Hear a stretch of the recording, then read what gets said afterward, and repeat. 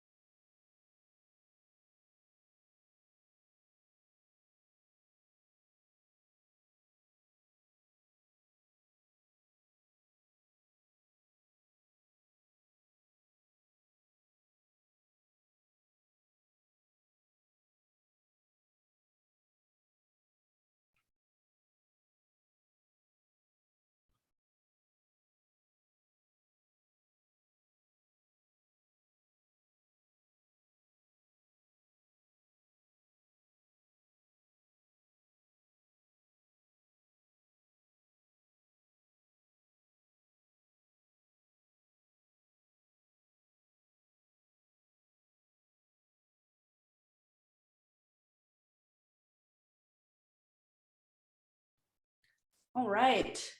Welcome everybody. So happy that you guys can be here today. Bonjour à tous, je suis très heureuse de vous voir avec nous aujourd'hui. Je m'appelle Savannah. Je m'occupe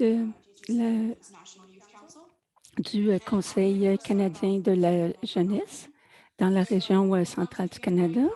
Nous aimerions commencer par saluer les membres des Premières Nations et nous aimerions reconnaître que notre bureau est situé dans un territoire non cédé. C'est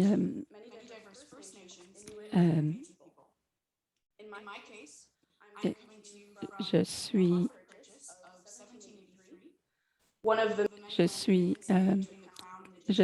de l'un des accords. Je suis de l'un des accords de 1783. Le territoire a été échangé pour des manteaux et des chapeaux.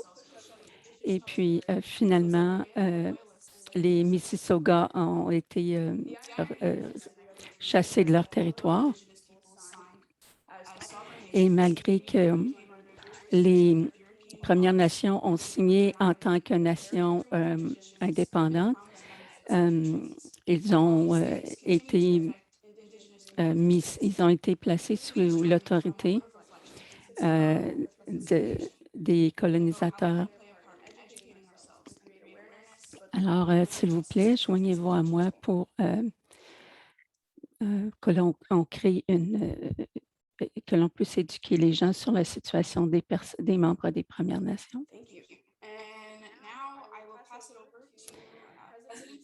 Bon, alors maintenant, je passe le micro à Owen Charters, notre président.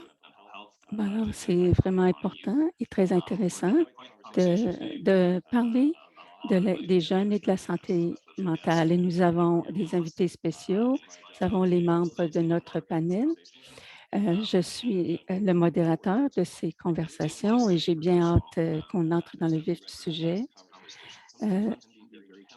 Nous savons que ces conversions peuvent être parfois très difficiles et si quelqu'un ne se sent pas bien ou a besoin de parler à quelqu'un dans une salle attenante, n'hésitez pas à le demander. Bonnie va s'en occuper. Elle est une travailleuse sociale. Si vous voulez la rencontrer, vous pouvez appeler la ligne d'aide pour les jeunes. Et puis, vous pouvez aussi parler avec Bonnie dans une salle privée lors de cette conversation. Vous pouvez aussi visiter les services de crise du Canada.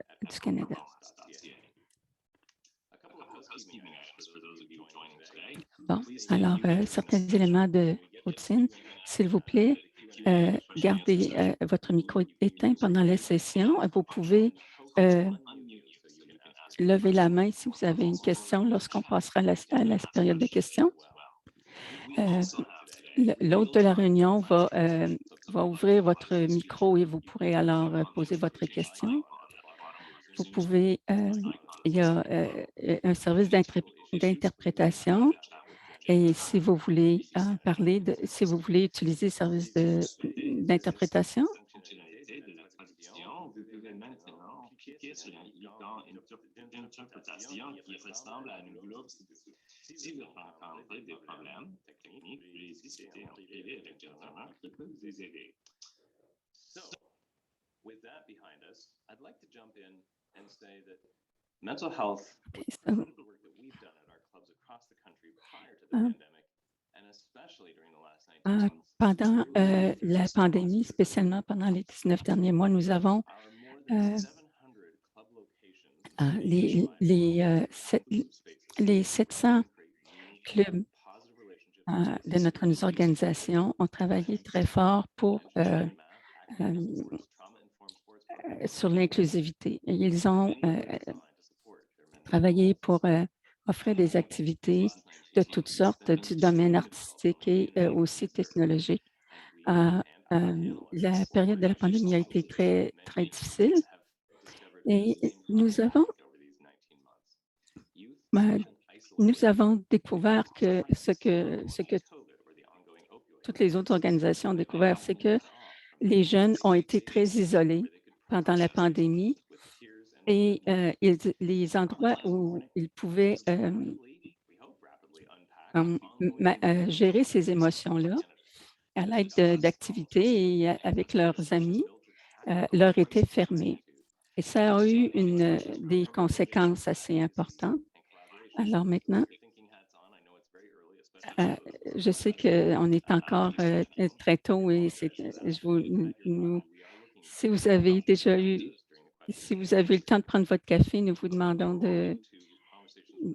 de réfléchir à ces questions et de nous offrir vos suggestions.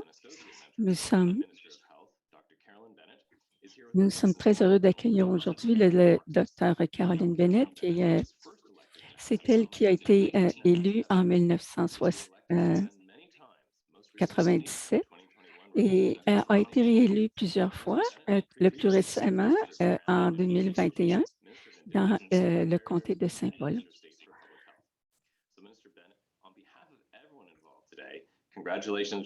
Alors, félicitations. Félicitations pour notre nouveau poste au sein du gouvernement du Canada. Et nous passons, c'est à vous de... I am joining you Merci. today from the traditional territory of the Algonquin and Anishinaabe people. Je suis sur le... Ce matin pour cette discussion si importante au sujet de la santé mentale des jeunes, comme le premier ministre de santé mentale et dépendance. Thank you, Owen. That was so important that thank you for including me because merci beaucoup de m'avoir invité. Nous venons seulement de commencer à travailler sur le sujet. Je suis le premier ministre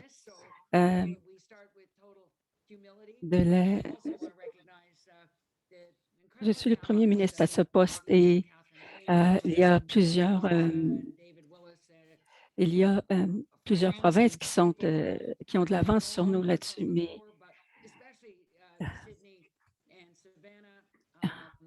Sydney et Savannah, je vous remercie tout spécialement d'avoir reconnu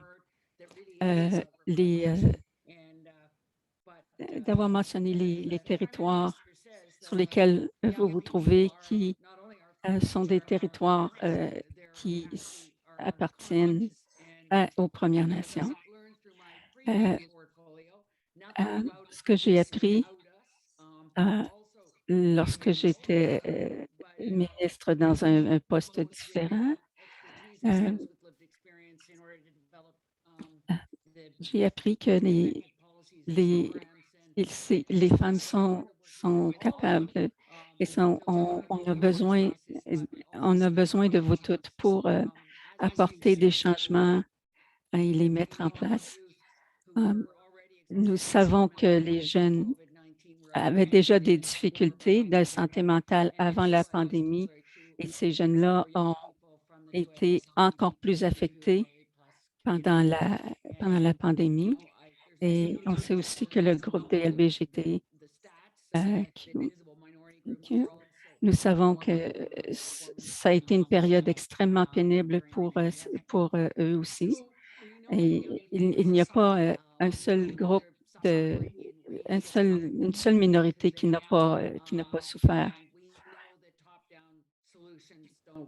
Et nous savons que les solutions qui partent du haut de l'échelle vers la base, du haut de la pyramide vers la base ne fonctionnent pas. Vous avez toujours été là pour eux, mais maintenant, nous avons besoin de vous écouter et d'écouter les jeunes pour nous assurer que nous offrons le meilleur support possible au moment opportun. Je dois préciser que la semaine dernière, lorsqu'on a eu un briefing sur le bien-être, j'étais vraiment très impressionnée de la flexibilité des membres. Et je suis fière de dire qu'il y a déjà 8 millions de Canadiens ont déjà eu accès à ce service qui est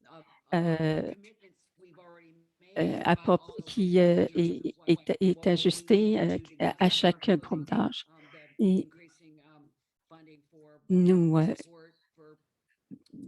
avons besoin d'ajuster le soutien que nous offrons aux institutions postsecondaires et nous assurer que les communautés reçoivent l'aide nécessaire pour soutenir les membres de leur communauté.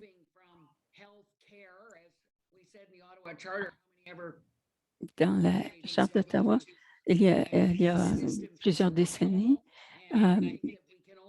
nous voulions bâtir des systèmes de santé et je crois qu'il faut les bâtir à partir de la base. Et nous voulons nous assurer que les politiques qui sont axées sur les preuves, nous voulons nous assurer que ça nous montre que les jeunes se sentent soutenus et sentent qu'ils reçoivent les services qui leur viennent en aide, les services dont ils ont besoin. On demande de d'utiliser ce que nous avons appris pendant la pandémie et d'aller de l'avant avec ça.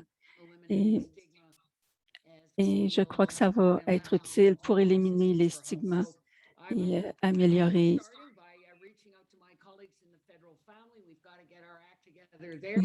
Je pense que je vais avoir une conversation avec mes collègues. Je pense que nous devons nous réunir avec... je pense que je dois parler à mes collègues des provinces et des territoires, mais je vais avoir besoin de votre aide et j'ai hâte de travailler avec vous en toute humilité et merci beaucoup de m'avoir invité. We're looking forward to working with you as well. And I think there's so much that advice on every topic that the government receives, but we know that this is a critical one. And this is a critical one for a generation that has been so impacted by the pandemic and a generation that we know will build the future for this country, but they need the support that I know that you and your team will bring as part of this work. So we look forward greatly to working with you. And again, really thank you for joining us so early in your mandate. And so thank you again. I'm going to jump to our panelists and we want to hear from... Merci, Madame, de vous être joint à nous. Madame la ministre, Nous avons bien hâte de travailler avec vous et nous sommes heureux que vous ayez pris le temps de vous joindre à nous à l'aube de votre mandat. Nous avons des questions. Nous avons Margaret est avec nous, qui est le CEO pour la santé mentale. Et nous avons Jocelyn est directeur, est assistant directeur. Et puis, nous avons aussi Sydney John. Merci à tous de vous joindre à nous ce matin. Nous avons déjà quelques questions. On va commencer avec Sydney. Sydney, comment ça s'est passé pour vous les derniers 19 mois? Et comment ça s'est passé avec le Conseil canadien de la jeunesse et votre club dans la région de Toronto? Je pense que le mot crise représente très bien la situation des 19 derniers mois. Dans nos clubs spécialement, nous l'avons remarqué.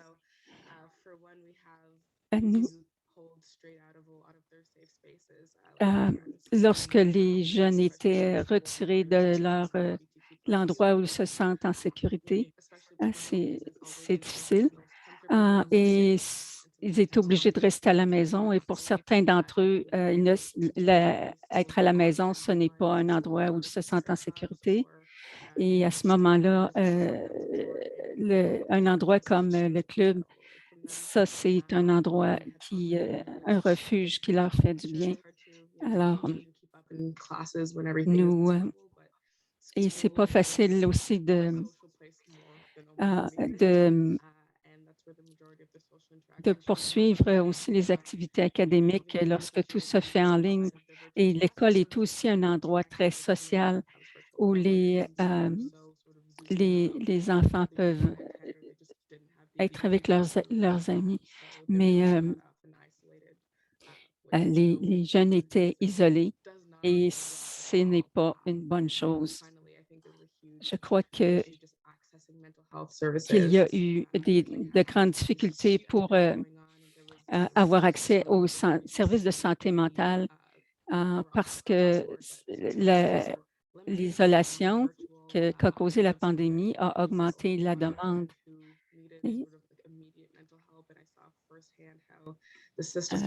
J'ai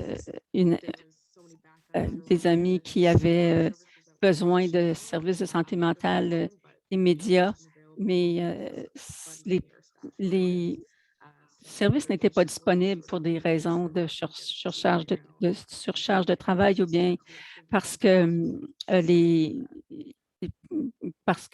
liste était trop longue. Oui, c'est définitivement une histoire que j'ai entendue de gens d'autres régions au Canada. J'aimerais que vous nous en parliez, Cathy, parce que la ligne d'écoute pour les jeunes, j'aimerais que vous nous disiez si votre expérience à la ligne d'entraide pour les jeunes reflète celle que Sydney vient de nous relater. J'aimerais que vous nous disiez aussi quel est le rôle que l'intervention précoce peut jouer. Merci. Because your voice and your courage is helping to shape not only this conversation, but merci à tous parce que vos voix nous aident beaucoup et merci beaucoup, ministre Bennett. Il n'y a pas de choses qu'on va parler aujourd'hui qui ne vous seront pas familiers, que vous n'avez pas déjà vécu dans votre travail. En 2020, nous avons parlé de quelque chose et c'est comme si c'était il y a 20 ans, pourtant c'est seulement il y a 20 mois et ça a commencé très, très raide. Les, C'était une crise qui appartenait, qui avait lieu partout sur la planète en même temps. Et, et, et les jeunes entre 5 et 26 ans nous appelaient à tous les jours. Alors pensons à 2020. Alors, les feux de forêt en Australie. Ensuite, quelques semaines plus tard, on commençait à digérer tout ça. Ensuite, il y a eu un avion qui a été abattu. Il y a eu 63 Canadiens qui ont été tués. Ensuite, il y a eu Kobe Bryant. Et à chaque fois, ces crises-là augmentaient un peu. Ces événements-là augmentaient un peu le niveau augmentaient les besoins de nos services. Alors, sur la ligne en première ligne, nous avons vu que dans les premières semaines de la pandémie, nous avons vu une augmentation d'environ 50% des demandes, des appels que nous recevions. Les jeunes avaient déjà des difficultés avec leur santé mentale avant la pandémie et le Canada est en deuxième place des pays où les jeunes ont des problèmes de santé mentale. Et nous, au Canada, un pays riche et un pays, nous avons le taux de suicide le plus élevé dans le monde industrialisé. Et les Noirs et les membres des First Nations sont atteints d'une manière disproportionnée. Dans un moment, je vais revenir sur le sujet de la discrimination. Alors, revenons à l'impact depuis mars 2020. Tout ce que nous faisons, ça origine des voix des jeunes qui nous parlent et qui font appel à nous. Et la ligne d'écoute pour les jeunes, nous avons parlé à 1 900 000 jeunes en 2019. Depuis mars 2020, nous avons parlé à 9 millions de jeunes depuis mars 2020. C'était 24 heures sur 24 dans toutes les provinces et dans les territoires. Et on peut faire énormément de travail avec peu de moyens dans un moment de crise et le temps d'attente est de 5 minutes. Et pendant ces 20 mois, la ligne d'écoute pour les jeunes, nous avons secouru un très grand nombre de jeunes qui étaient sur le point de se suicider. J'aimerais,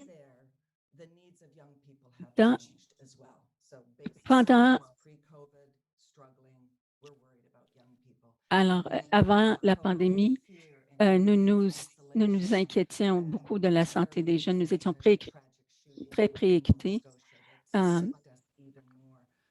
de la santé mentale des jeunes partout au pays. Et il y avait eu, par exemple,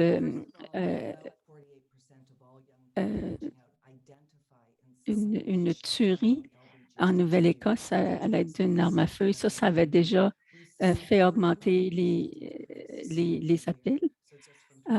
Alors, entre 2020 et 2021, il y a eu une augmentation de 45 de jeunes préoccupés par leur identité de genre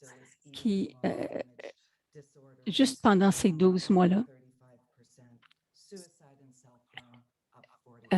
La mutilation et le suicide ont augmenté de 25 et 20 des appels que nous recevons à la ligne d'écoute pour les jeunes sont des appels de gens qui songent au suicide.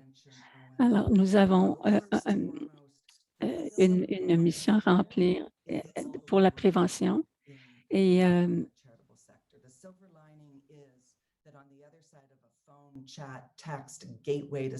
qui est une récompense, si je peux dire, ce qui nous réconforte, c'est qu'il y a quelqu'un pour répondre aux jeunes Canadiens et aux jeunes Canadiennes, même si nous sommes un organisme sans but lucratif. Et lorsque les jeunes peuvent avoir accès au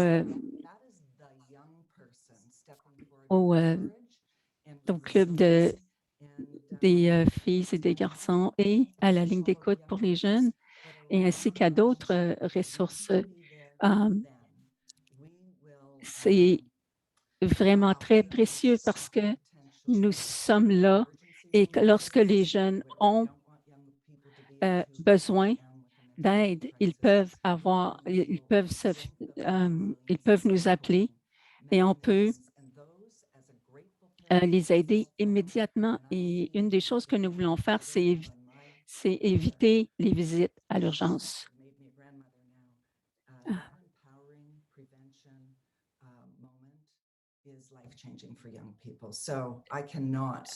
Une chose qui change du tout la vie d'une jeune personne, c'est ce moment où ils sont capables de... Ils se rendent compte qu'ils ont le pouvoir de prendre leur vie en main. Ça, c'est quelque chose d'extraordinaire. Et il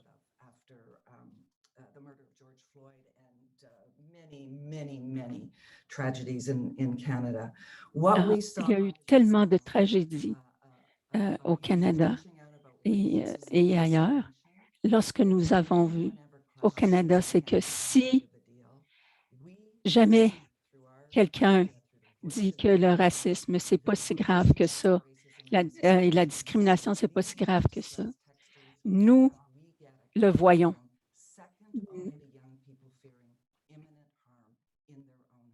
Nous voyons que c'est une très grande une des plus grandes préoccupations qui inquiète les jeunes et qui vient en deuxième place seulement à la peur d'être blessés ou attaqués dans leur propre maison. Oh, ça, ce sont des statistiques qui sont assez troublantes. On dirait que c'est un nœud gardien. C'est que les problèmes s'additionnent les uns aux autres. Jocelyne, je vais vous passer le micro. For especially urban Indigenous communities. And these include things from housing to poverty and unemployment to discrimination in the healthcare system and lack of access to services. Can you speak to the importance of community involvement and Indigenous-led health services for the urban Indigenous community? Pouvez-vous nous parler de l'accès aux services et des services qui sont offerts par la communauté, les communautés des First Nations? My name is Jocelyn, and I'm from Je Moose Creek m'appelle First Nation. Jocelyne. I've been living here in Ottawa and Algonquin Je Territory. suis de la Nation Cree et j'habite sur le territoire algonquin à Ottawa depuis environ 12 ans. Et j'habitais dans un autre territoire lorsque je pratiquais le droit. Je suis le directeur national des centres d'amitié autochtones et des associations régionales provinciales. Nous sommes des noyaux. Nous sommes des noyaux communautaires pour les membres des Premières Nations qui vivent en secteur urbain. Ce que nous avons, pendant la pandémie, nous avons dû nous retourner très rapidement parce que nous avons dû prendre des appels et la communauté avait besoin. Vous savez, les problèmes de santé mentale, ça n'existe pas dans un vacuum. Ce sont des problèmes qui ont des origines dans la vie de tous les jours et qui aussi sont affectés par les événements de la vie. Et il y a des choses qu'on ne peut pas, des problèmes qu'on ne peut pas régler en célébrant un jour de santé ou de bien-être. Par exemple, si une personne n'a pas de toit sur la tête, on peut, lorsqu'on fait face, par exemple, à une situation de racisme, d'un manque de nourriture, d'un manque d'abri et aussi de moyens de communication. Et si vous êtes impliqué vous êtes aux prises avec le système de justice, système du bien-être, ça, c'est quelque chose qui va vraiment empirer les troubles de santé mentale. Et ces gens-là vont répondre au téléphone, ils vont vous parler, mais une fois que vous raccrochez, si les gens ne sont pas assurés d'avoir un soutien et qu'ils n'ont toujours pas un toit sur la tête, ça ne règle rien. Ce que nous avons remarqué, ce que nous essayons de faire, c'est nous essayons de bâtir un soutien au sein de la communauté. Et est-ce que nous avons remarqué lors des défis que posait l'isolation pendant la COVID, c'est le besoin de communiquer et de faire partie d'un groupe, pas juste de parler à quelqu'un, mais de savoir que tu avais un support, que tu faisais partie d'une communauté qui allait te soutenir. Et un autre défi que les jeunes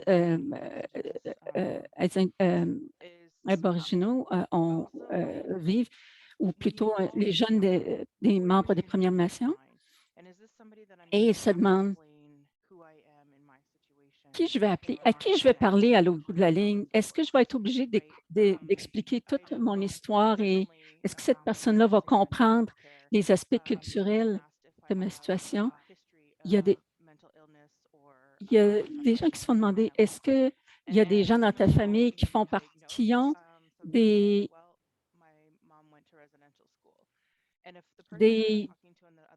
on leur demande si vous avez des membres de votre famille qui ont eu des problèmes de santé mentale. Et parfois, même sans qu'il y ait eu un diagnostic, on répond, ben, écoute, moi, ma mère est allée dans une école résidentielle et la personne au bout du fil ne sait pas c'est quoi. Alors, s'ils ne comprennent pas ces aspects culturels-là qui sont très, très importants, ils ne peuvent pas vraiment m'aider. En tout cas, moi, je ne me sens pas comme dans un endroit où je peux être aidée. Une des manières que nous avons pu supporter les jeunes membres des Premières Nations, ça a été par le biais de la culture et je ne peux pas vous dire à quel point ça a été utile. Et en ce moment, il y a des camps de chasse et des gens qui viennent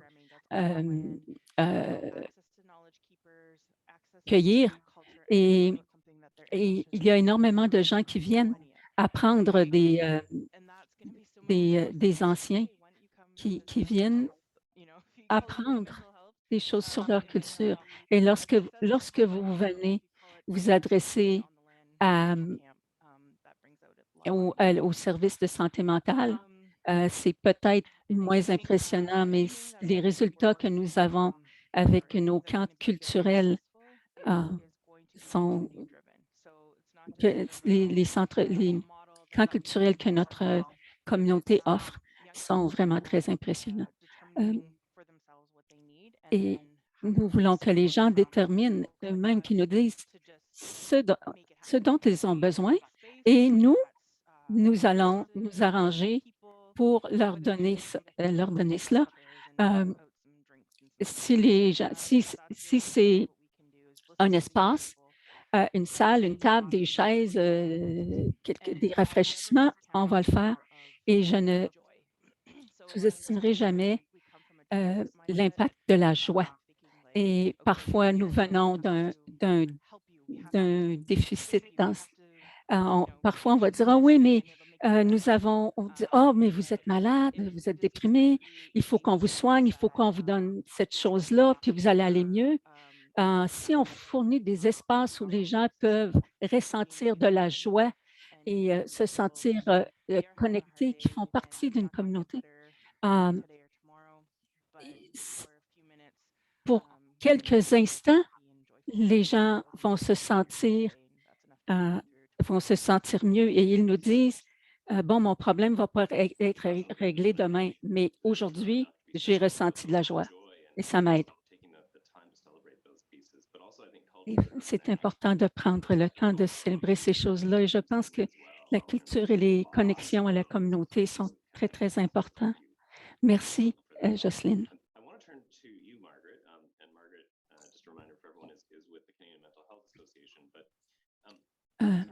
Alors, Margaret, c'est elle qui dirige l'Association de la santé mentale du Canada. Je pense que on dit que ça n'a pas vraiment besoin du gouvernement. Qu'est-ce que vous diriez? J'aimerais entendre comment vous estimez que l'effet que la pandémie a eu sur la santé mentale. Merci, Owen. Et merci à tous les autres panélistes. Merci, Dr. Bennett, de vous joindre à nous. C'est une conversation vraiment très importante. Alors, l'Association pour la santé mentale du Canada. Et c'est certain que nous avons eu le téléphone ne dérougissait pas. Nous avions des appels de jeunes et de parents. Et c'est très difficile de répondre aux besoins de tout le monde. Mais nous avons, ça a été très difficile et nous avons travaillé très fort pour y parvenir. Mais comme disait le Dr. Bennett un peu plus tôt, quand est-ce qu'on revient à la normale? Nous savons que la pandémie va avoir un effet à long terme sur la santé mentale. Et qu'est-ce que ça veut dire de revenir à la normale? Les enfants retournent à l'école, les gens retournent au travail et nous allons peut-être oublier les effets de la pandémie, mais nous savons que lorsqu'il y a eu des feux de forêt, qu'il y a eu dans l'Ouest, les gens les gens s'adressaient à nous même 2 ans après qu'ils soient retournés dans leur communauté. Alors, on sait que l'effet est très, très, très durable et nous ressentons certainement les effets de la pandémie sur la santé mentale et particulièrement sur nos populations les plus vulnérables. Et je suis tellement heureuse d'avoir entendu le Dr. Bennett dire que ça commence par la base et ça monte vers le haut de la pyramide, que les solutions partent de la base. L'Union européenne et le Royaume-Uni offre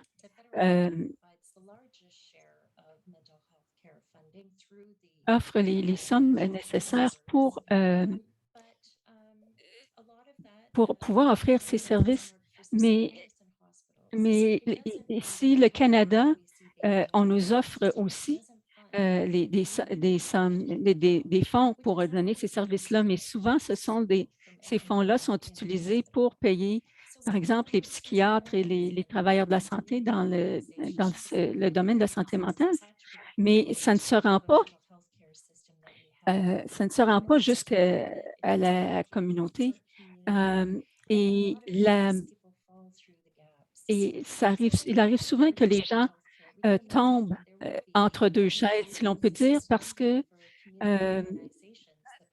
justement, pour des questions d'argent, il faudrait que nous aurions besoin d'investissements au sein des communautés elles-mêmes et ça doit être à long terme. Ça doit être fondé sur des données et ça doit être permanent parce que nous avons vu ce que la pandémie a fait, son effet sur la santé mentale, mais souvent dans les communautés plus isolées, les gens n'ont pas accès aux services de santé et de santé mentale auxquels ils pourraient plus facilement accéder s'ils habitaient dans des grands centres. Et nous savons que 70 des problèmes de santé mentale commencent dans l'enfance et dans l'adolescence.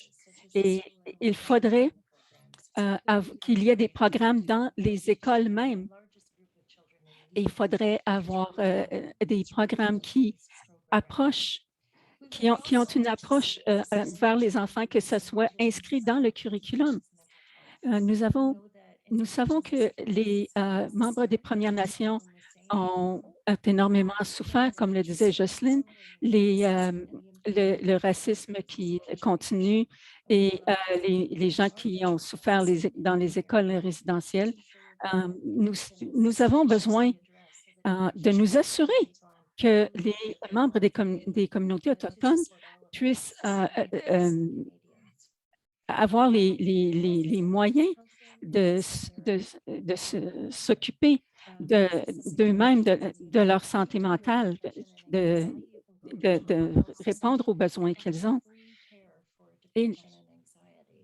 Et nous aimerions aussi que les gens aient accès à des soins gratuits pour la dépression. Il y a des listes d'attente interminables. Il y a beaucoup de parents qui se plaignent qu'ils n'ont pas ils ne peuvent pas avoir d'aide gratuite pour leurs enfants.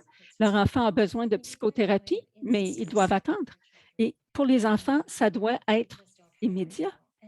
Et ce sont des soins que nous n'avons pas maintenant. Et c'est nécessaire parce que c'est, disons, 100 $ de l'heure et les enfants ont besoin de quelques heures de thérapie. Si les enfants ne peuvent pas le payer, si les parents ne peuvent pas le payer, ils n'auront pas de soins. Et nous avons besoin de faire de ces besoins-là une réalité en termes de soins. On a besoin d'avoir des soins pour ces services-là. Et ils doivent exister et vite. On a parlé tout à l'heure du nœud gordien.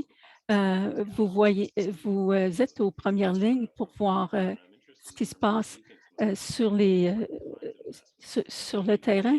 Et j'aimerais ça que vous nous disiez quelle sorte d'investissement on doit faire.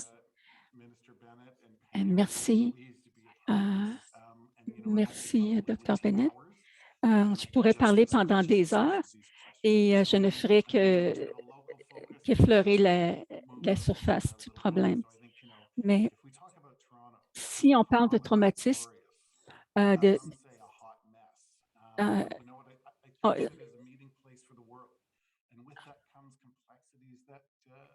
nous avons besoin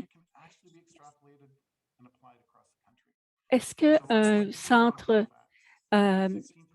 pour les traumatismes peut être mis sur pied d'un bout à l'autre du Canada? Il y a 55 000 jeunes qui ont pensé au suicide au cours des derniers 3 mois. Et ça, c'est dans ma communauté. Et lorsqu'on pense à la communauté LGBTQ, c'est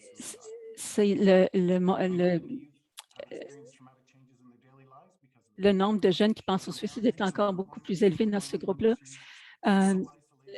Les jeunes sont isolés ou socialement, se sont retrouvés dans des endroits pas sécuritaires pendant des mois et des mois. Ils ont des difficultés dans le domaine de l'emploi. Et il y a 20 des jeunes ont souffert de beaucoup d'anxiété pendant la pandémie. Et les gens qui ont des revenus peu élevés ont proportionnellement un plus grand niveau d'anxiété que les gens qui ne vivent pas dans la pauvreté, disons. Alors, la question, c'est quand? Quand est-ce que les gens, à quel moment il y a plus de suicides et à quel moment il va y avoir une grosse augmentation de visites à l'urgence et à quel moment le pourcentage d'anxiété dans la population va augmenter? Bien, la réponse, c'est maintenant. C'est maintenant que ça arrive. Lorsqu'on voit le grand potentiel que des jeunes est arrêté ou gaspillé parce que les jeunes sont arrêtés tout simplement, sont paralysés par ces problèmes de santé mentale qui ne sont pas pris en charge. Nous travaillons très fort pour bâtir un système qui pourra fournir des soutiens à tout le monde, les enfants, les parents, les familles. Et on veut que ça traverse les frontières, que ce soit communautaire, local, régional. Et nous voulons que les services soient dispensés au moment où les gens en ont besoin. Et nous voulons nous voulons délivrer des soins cliniques de qualité. Et nous avons entendu des idées très brillantes mais ce sont souvent des exceptions et ça ne doit pas être des exceptions, ça doit être la manière de faire uniforme partout au Canada. Qu'est-ce que ça veut dire? Nous avons besoin d'une révolution dans la manière dont nous collectons les données et pour nous en servir à des fins de planification. À Toronto, dans un carré de 16 pâtés de maisons, il y a plus d'une vingtaine de systèmes de services de santé mentale, mais ils ne communiquent pas ensemble. Et ils ne s'entraident pas.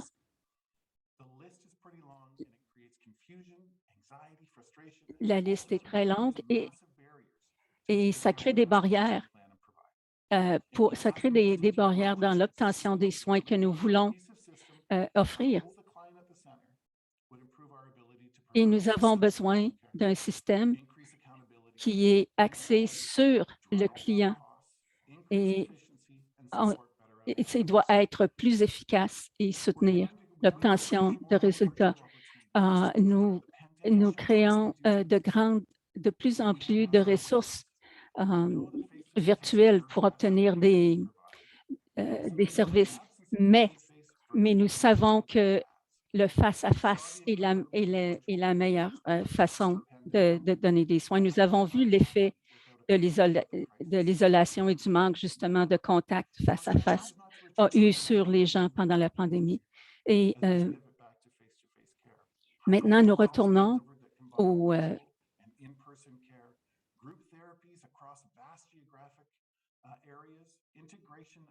nous pouvons intégrer avec les services par exemple, de prescription, de diagnostic, de thérapie de groupe doivent être étendus à toutes les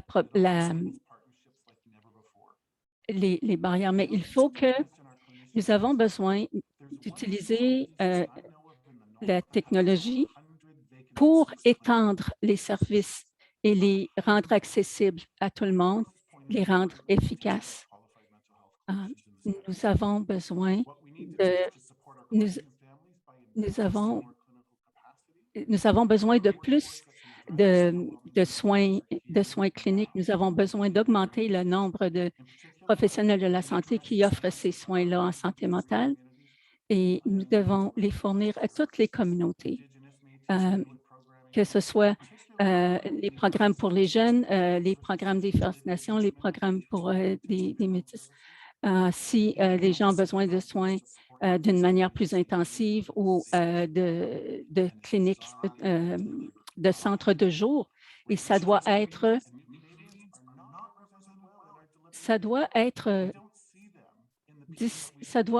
offert à toutes les communautés. Les gens qui sont racialisés, les nouveaux immigrants, ils n'apparaissent pas dans nos services.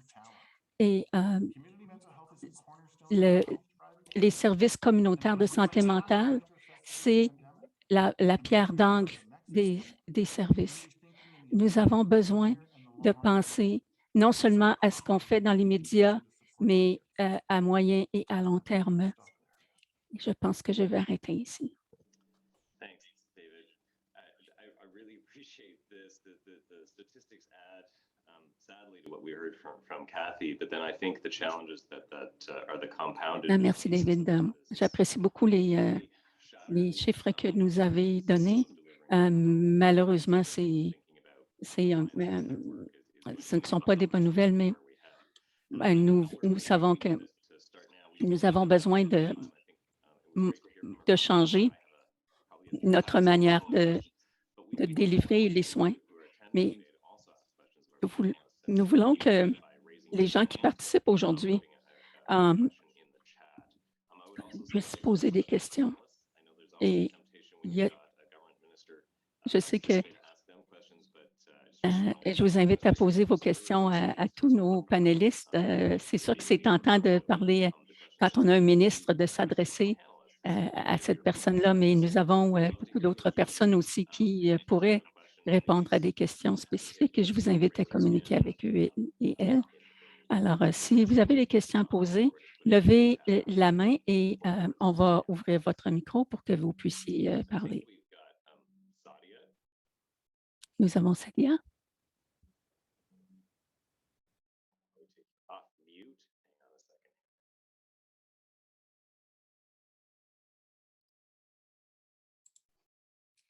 Hi, my name is Sadia.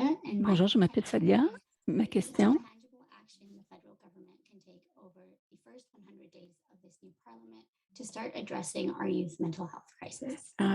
Quel est le geste le plus tangible que notre nouveau gouvernement pourrait faire dans les premiers 100 jours de son gouvernement pour s'adresser, poser un geste pour la santé mentale des jeunes? Merci, Sadia. C'est une question importante. Et avec tout le respect que je vous dois vous dire que, quand vous dites les prochains jours, le mouvement, en fait, est déjà en marche et ce gouvernement doit continuer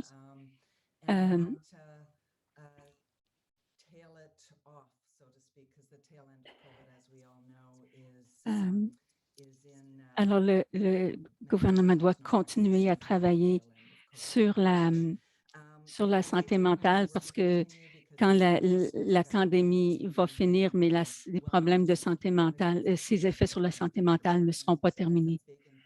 Alors, la santé mentale des jeunes, c'est un investissement national énorme et je crois que ce gouvernement doit se tourner vers les jeunes et vers les systèmes de santé et doit augmenter les ressources et les efforts pour leur venir en aide. I could definitely jump in. I think Minister Bennett knows. Je pense que la ministre Bennett sait ce que je vais dire.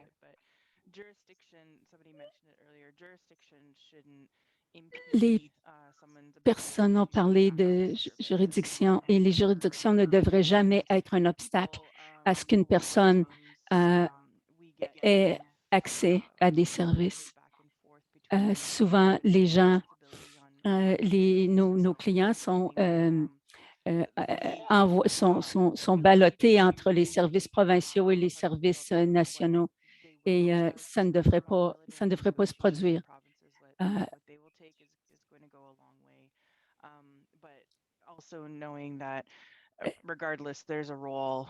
Il y a un rôle à jouer de la part du gouvernement fédéral dans la délivrance de soins de santé mentale pour nos communautés autochtones. Je pense que je vais arrêter ici. J'ai déjà mentionné ça quand je parlais des services à la communauté. Owen et moi ont travaillé sur un groupe qui essaie d'innover et de s'assurer que lorsque les gens téléphonent ou qu'ils se présentent à nos locaux, qu'il y a quelqu'un pour leur répondre.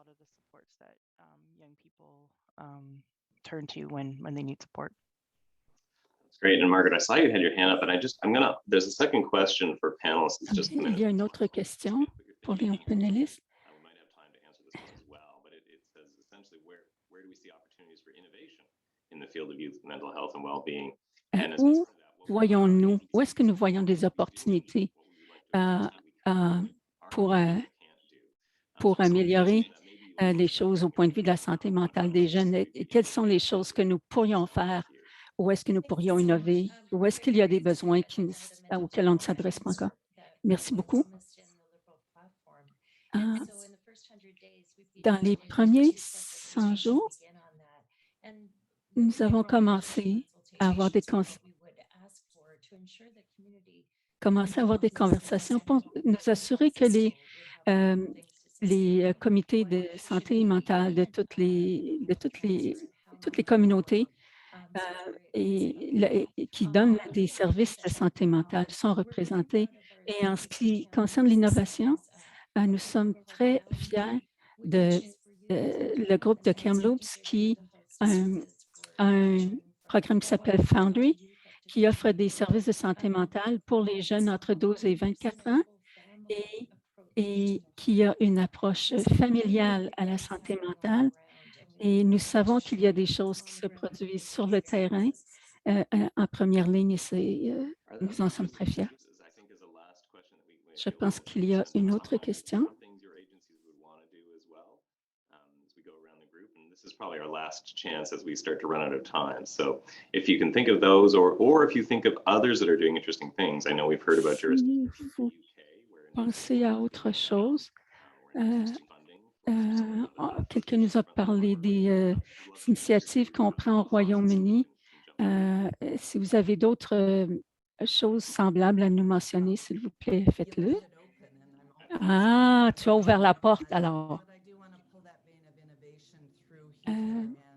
Je veux parler d'innovation ici. Et lorsque vous ajoutez une couche de soins de manière virtuelle et que vous le superposez aux soins communautaires, je pense que c'est une façon de combler les manques. Ce n'est pas la solution, mais si on le superpose aux services communautaires, je pense que ça peut vraiment combler les endroits où il y a des vides. Et c'est un peu l'accélérateur des programmes pour les communautés autochtones et aussi pour les services entre pairs.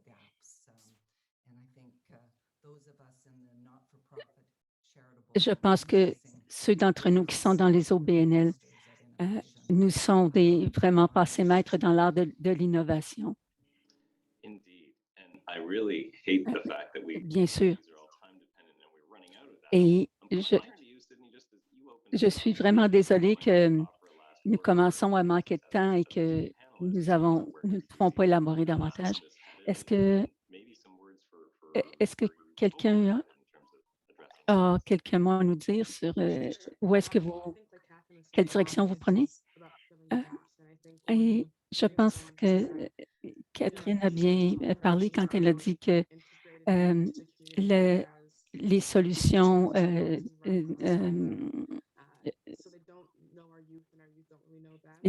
virtuelles peuvent être utilisées pour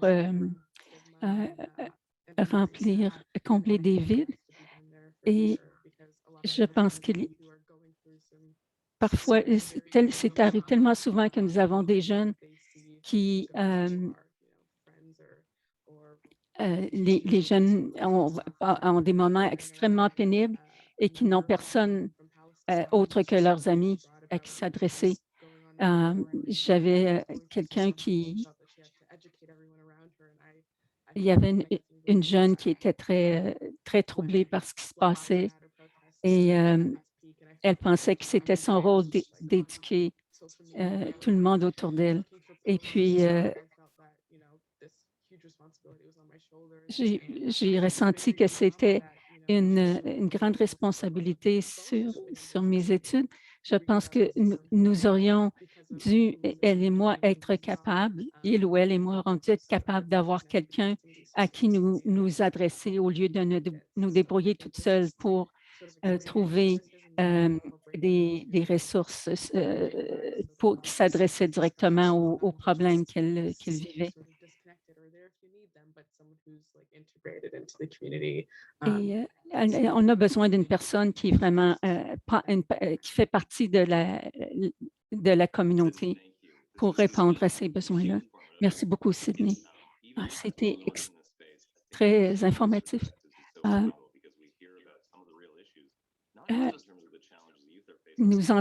Quand vous nous donnez des histoires comme ça, des choses que vous avez vécues, ça nous donne vraiment une meilleure une image plus complète de ce en quoi consistent les problèmes auxquels on doit faire face et auxquels on doit apporter des solutions. Il y a des endroits où les différents services ne sont pas connectés ou bien ils sont présents mais ne sont pas adaptés à la culture locale, donc ils sont moins efficaces. Alors, le groupe que nous formons aujourd'hui, c'est un groupe qui, en travaillant ensemble, on peut y arriver. Et ce n'est pas seulement une question de la tâche du gouvernement fédéral. C'est à nous de travailler ensemble. Je pense que vous allez entendre parler de plus en plus au cours de l'année qui est courante. Si parmi les groupes, les individus ou les groupes communautaires, si vous avez des questions ou des points à soulever, n'hésitez pas à les partager. Je vous demande pardon, je suis vraiment navrée que nous n'ayons pas plus de temps. Mais, et pour Dr. Bennett, nous a donné vraiment un énorme encouragement parce que c'est un nouveau portfolio pour elle, un nouveau poste et elle est venue nous soutenir alors qu'elle est certainement fort occupée. Alors, merci. Nous sommes très reconnaissants. Et merci aux personnes partout au Canada qui se sont levés extrêmement tôt ce matin à cause des différents fuseaux horaires où l'on vit. Alors, merci d'avoir participé. Et nous avons très hâte d'avoir de vos nouvelles. Merci à tous. Au revoir.